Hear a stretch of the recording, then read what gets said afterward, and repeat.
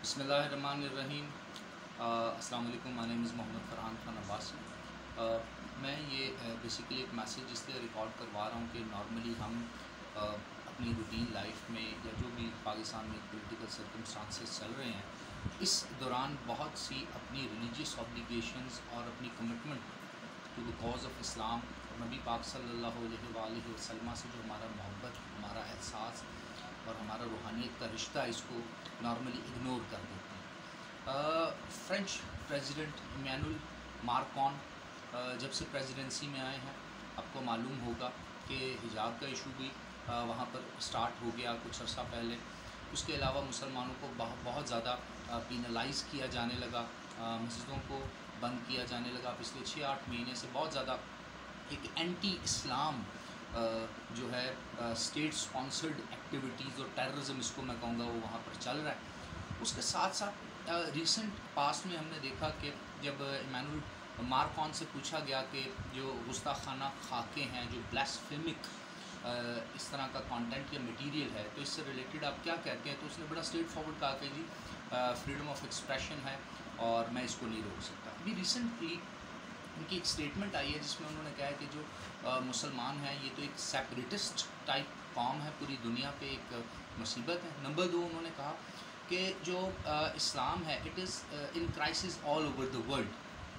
और साथ साथ उसने जो गुस्ताखाना खाकों का मामला था, उसके ऊपर भी बड़ी क्लियर स्टेटमेंट अपनी दी, और एज ए प्रेसिडेंट ये एक स्टेट लेवल की स्टेटमेंट है। तो हम बीइंग अ मुस्लिम पूरी दुनिया में इसको कंडेम करते हैं। जहाँ जहाँ पर उर्दू हिंदी बोली जाती है, समझी जाती है, सुनी जाती है, मैं चाहूँगा being a Muslim, being a social activist, मेरा मैसेज वहाँ तक जाए। दूसरी इंपॉर्टेंट चीज़, मैं आपसे एक और रिक्वेस्ट भी करना चाहूँगा कि हमें अब उस सिस्टम से बाहर आ जाना चाहिए जो सिर्फ़ और सिर्फ लफाजी या लिप सर्विस तक होता है। हमें अब बाहर निकल के अपना एक as a global citizen role भी अदा करना है। We are living in a global village. तो ये रोल तभी अदा होगा जब हम मज़हब, पॉलिटिकल बाइसेस, रेसिज्म, डिवीज़न, इन तमाम चीज़ों को अलग अलग सेगमेंट्स में अंडरस्टैंड करेंगे और दुनिया को भी बताएंगे कि इनको अलग अलग ही अंडरस्टैंड करना चाहिए। बीइंग अ मुस्लिम, मुझ पर ये फ़र्ज़ है कि मैं किसी दूसरे मज़हब के ख़िलाफ़ कोई बात ना करूं, और ये हुक्म मुझे कुरान में मिलता है, नबी पाक सल्लल्लाहु अलैहि वसल्लम के असना में, और उसके साथ साथ अहादीस मुबारका में मिलता है। इसलिए मैं चाहूँगा कि फ्रेंच प्रोडक्ट्स, चाहे वो कॉस्मेटिक्स हैं, चाहे वो परफ्यूम्स हैं, चाहे फैशन इंडस्ट्री है, चाहे मैगज़ीन्स हैं, चाहे लिटरेचर है, चाहे एकेडमिक्स उनके साथ हमारे रवाबित हैं, चाहे उनकी कोई और प्रोडक्ट्स हम यूज़ कर रहे हैं, बेशक वो हमें फ़ायदा देती हैं, बेशक वो हमारे लिए बहुत ज़रूरी हैं, हम उनका बायकॉट करें, प्रैक्टिकली बायकॉट करें, इंडिविजुअली हम इस चीज़ को प्रमोट करें। And the most important thing is that कि हमारे लिए एज ए मुस्लिम जो सबसे इम्पॉर्टेंट चीज़ है, वो नबी पाक सल्लल्लाहु अलैहि वसल्लम से हमारा एक मोहब्बत और प्यार का रिश्ता है।